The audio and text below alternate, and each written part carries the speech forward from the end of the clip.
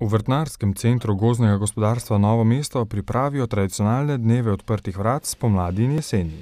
Lepo vreme je samo še pika na i. To je vreme, ki te spodbudi, da moraš nekaj delati od zunaj. In za nas je to sigurno večja prodaja in uživamo tudi stranke, seveda so boljše volje in jim svetujemo pač na vseh področjih, kako urediti zunanji izgled.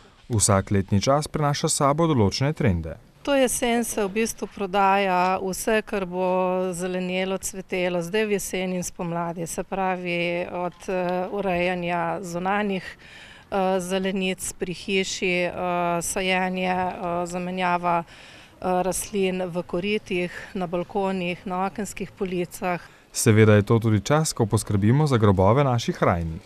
Mogoče bi želel izpostaviti, da se naj sorodniki dogovorijo med sabo.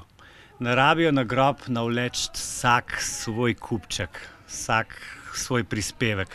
Dogovorijo se naj, ne rabi biti veliko, tisto, kar pa je, naj bo pa lično. Naj bo za praznik sveže cvetje.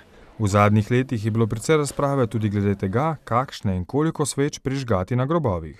Včasih nismo poznali drugačne sveče kot vosek. Tudi zdaj imamo take sveče. Če na primernem podstavku, je to lahko prav nobel. Poznamo sveče, ki so na osnovi papirja narejene.